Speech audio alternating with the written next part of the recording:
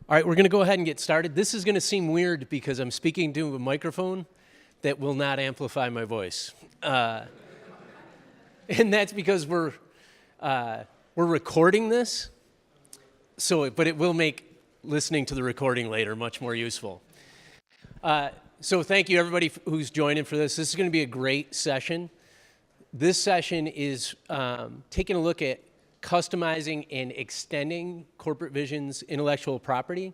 So if you're an existing customer and have done some power messaging or power positioning, what you're going to hear is some ways to apply that content and material to other areas of your business that you may not have even been thinking about, or maybe you've wondered about but haven't been sure how to execute on it. And to take a look at how to reach different channels, also how to use the techniques and approach to do other things like gain and set appointments. And to help with that, I'm pleased to be joined by two gentlemen here. We've got Bob Liddell, and Bob is Director of Sales Operations and Enablement at Heister-Yale Group, and he'll do his own introduction when he gets a chance to get up here and talk. And also Kurt Grubling, who is a sales and account management trainer, I would say trainer extraordinaire. So we get the opportunity to do a train-the-trainer model with some organizations. So they license the IP and have their own people trained to go ahead and deliver the work. And Kurt, to my assessment, is the best we've ever seen, actually, outside of us, right? But could be one of us in delivering the work. He's outstanding. So I'm excited for you guys to get a chance to hear from both of them what they're doing, some unique things around applying the IP and how it's impacting their business. Pull it out right now. Take out your iPhone. Take a look. See how many emails and texts that you've received in the last 30 minutes. Go ahead. Take a look right now. If you do have a Galaxy 7, please leave the room immediately and go dump it in a tank of ice water. We don't want any fire hazards in the room. As you tally that number over just the last 30 minutes, projected over the course of an entire workday, think about how many individual texts, voicemails, instant messages, phone calls you typically get in a single workday. Show of hands, how many of you are over 100? Show of hands, over 100 in a typical day? All right, keep your hand up if your number is over 150. Few of you still? Anybody go 200? 200 in a typical day? Sir, you might want to hang out a couple extra days here, just unplug, stay at the resort, golf. Okay, fantastic, fantastic. Folks, if you're getting that many messages a day, chances are your customers are probably in the same boat, if not getting more. Now, they may not all be work-related emails and conversations. Some of it's fantasy football, Facebook notifications, but probably a good half of them are from work, right? Now, and your customers are receiving all those messages on top of their day-to-day flow. At Thomson Reuters in the legal business, most of our customers are attorneys. They're working 12, 16-hour days, and then they're getting rained on with all these messages from clients, from vendors, right? And then a Thomson Reuters sales rep sends one more email or leaves one more message to them. One more drop of rain, trying to get that first appointment set up so they can come in and deliver that wonderful why change and why you conversation. And a lot of times it was going unnoticed. It was just more noise in the customer's day. And so our sales reps, after they delivered, we rolled out power messaging last year to about 1,200 sales and account management professionals. And after we rolled it out, people were having better conversations. It was a game changer for us, folks. They were winning bigger deals, fighting off tough status quo challenges. And this year, by the end of this year, I think we're going to be at about 2,000 reps. And they all came back with a similar problem, though. When they talked to me last fall after the rollout, they said, Kurt, we're having better conversations once we get our foot in the door, but we're still having challenges getting our foot in the door, right? Just to get in there and have those better conversations. And one sales director actually told me, he said, now that we've rolled out Why Change and Why You, we've developed these great messages with our partners at Corporate Visions, the toughest part of the sales process is getting that first appointment. Any of you feel like that at your companies? Just that first step in the sales process can be the toughest step, right? And so they came to me, they asked me for some help, and I thought, boy, this is a tough problem. And I said, would you share with me what you're doing right now to schedule those appointments? And as I went around and helped people in different organizations within our legal division, I found that everybody had a typical formula. You could call it the conventional formula for setting appointments. It would be an email that was all about Thomson Reuters. It would sound something like this. Hi, Mrs. Customer. My name is Kirk Rubling. I work for Thomson Reuters. I got a bunch of great new widgets and Flugel binders in my bag this year. I'd love for you to set aside 30 minutes of your time so I can come in and show you all the great, wonderful things we have. Here's a list of 5 to 10 bullet points of all of our great features and benefits. Let me know when would be a good time to come in and have a talk with you. That's what I was typically getting. It was all about Thomson Reuters, and it was going unnoticed. People weren't responding. I talked to some people, they'd say, I got to send about 80 to 100 of those to get one appointment set up, right? And so I thought, that's kind of a tough problem. We might need to go about this a different way. And I thought, well, why don't we use some power messaging techniques to get those appointments where you can go in and deliver those new messages for why change and why you. So we took a new and better approach. We leveraged some techniques to cut through the noise, grab the customer's attention, and get them to return your call and take your appointment. When we took that new approach, it looked something like this. The subject line of the email would just be 3 numbers. 3 numbers, that's it.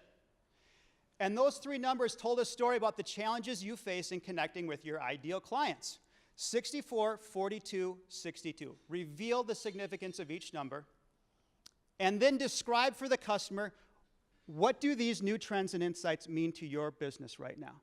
What is the negative impact that it's having on you?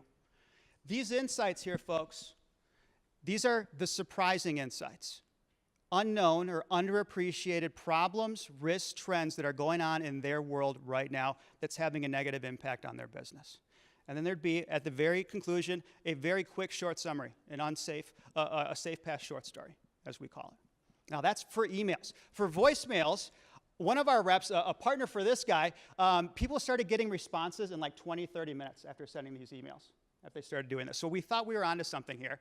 But people said, well, how do I do it in a voicemail? What if I want to leave a voicemail? For the voicemail, I had a guy just last month tried this approach, something he'd never done before, unconventional. He said, Mr. Sanchez, pick up a pen and write down. This is in a voicemail, right? So he'd call, identify himself, and he'd say, Mr. Sanchez, pick up a pen and write down these 3 numbers, 64, 42, and 62. When you call me back, I'm going to explain why these 3 numbers indicate that you're losing prime clients in South Florida to your competitors. He did this, got a call back within a half an hour. This was an account that was radio silent for months. It was a whale account in South Florida. He'd been trying to get in. They would not respond to his voicemails. He would stop by the firm and hand out his business card to the office managers. Could not get in, could not get an appointment. Got an appointment under 30 minutes by leaving this voicemail. Unexpected, right? Any of you have anybody in your company who are calling up and just leaving 3 numbers in a voicemail like that? Anybody leaving just 3 numbers in the subject line of an email? Doesn't work. This guy now, who sent this one, is now one of our biggest evangelists for using grabber techniques to set appointments. This guy, he thinks he's got Jedi mind tricks now, like he's using them on stormtroopers. Like, you will call me back at 10 o'clock on Wednesday. I will call you back at 10 o'clock on Wednesday. It's phenomenal, the response that these received. So once we started working on this, we got some success. Word started spreading. Everybody started wanting me to come in. I was getting calls from sales managers and directors. Can you come in and deliver this workshop for my organization? We want to set up some tailored messages for our team to help get more appointments. And so I put together a little bit of a workshop, caught wind, started delivering it this winter, this spring. Generally 4 main steps. And Eric asked me to come in, just walk you through a little bit of what we do in this workshop. The 4 big steps here: open by sharing, information, insights about underappreciated or unknown problems in the customer's world. What are the risks? What's trending? Surprise the customer with some new information right here, but this is information about the customer's world. This is not information about you and your business and your features and benefits. This is about information in the customer's world. 2, what does that information mean to your customer? What is the negative impact that it's having on their ability to reach their business goals? 3, this was a little bit doom and gloom. This is a little bit of scary information right here. You got to show them that there's a better way forward. You got to show them that there's a safer path, a better way of doing things. If this is a flawed approach that they're taking right now, this is a new and better approach. Give them a little bit of a taste of how another customer has had success. They were in a similar position to you, and then they started doing something different and better. And by adopting a new approach, they were able to achieve their goals. Right? Share a little something, and then ask for the appointment.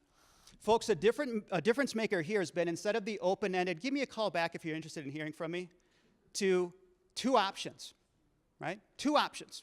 I'm available on next Tuesday. I have time for you at 11 o'clock or 3 p.m. in the afternoon. Please give me a call back. Let me know what time works for you. Now, this might be an interesting study for your friends at Stanford, Eric, to figure out if there's actually legitimate, because we found that if you give them, if the option is I can either call you back or I can't, or if the option is I can meet with you at 11 o'clock or 3 o'clock next week, people tend to take more appointments. People have said that this is a game changer, just asking for the specific times, right? Now, for those of you that were in the room yesterday, how many were in here yesterday where you heard Eric? You got to talk a little bit about the messaging study around vitamin D, right? So think about this opening by sharing here for that vitamin D story. It would be, what are those insights about vitamin D deficiencies across the country right now? How many people are suffering from vitamin D deficiencies? What does that mean to your health if you're suffering from a vitamin D deficiency? Both short-term and long-term, every day that you're deficient on vitamin D, you're increasing your risk for osteoporosis. You're going to be suffering from seasonal mood disorders if you live in Minnesota and it's dark and cold and gloomy all along and you don't have your vitamin D, right? What does it mean to that customer? It's a different approach. You're not leading with everything that's great about your new vitamin D solution. You're leading about what are the problems in the customer's world, right? And then a safe pass short story. If you've got a new sunscreen that blocks UV rays but still allows you to absorb vitamin D, this is where you might share a quick story about a family, somebody else who started using this new sunscreen. They're able to get that vitamin D that they need to stay healthy, but still block out some of those harmful UV rays, right? That's a different approach. Here's how it plays out using a number play. And in the interest of time, Eric, I won't go through every single bullet here on how to do it all. You'll all get this deck, right? It's all going to be available afterwards if you want the formulas. So using that number play, this has been probably the most common techniques that my colleagues have used to secure more appointments. It works, folks. It's unexpected. People aren't accustomed to getting, just 3 numbers in an email. Sometimes it's a provocative question, a what if you, and imagine if you could, in the subject line. But tell a story. What is the story that those numbers tell? Reveal the significance, explain what it means to the customer, right? This is the formula that's been working.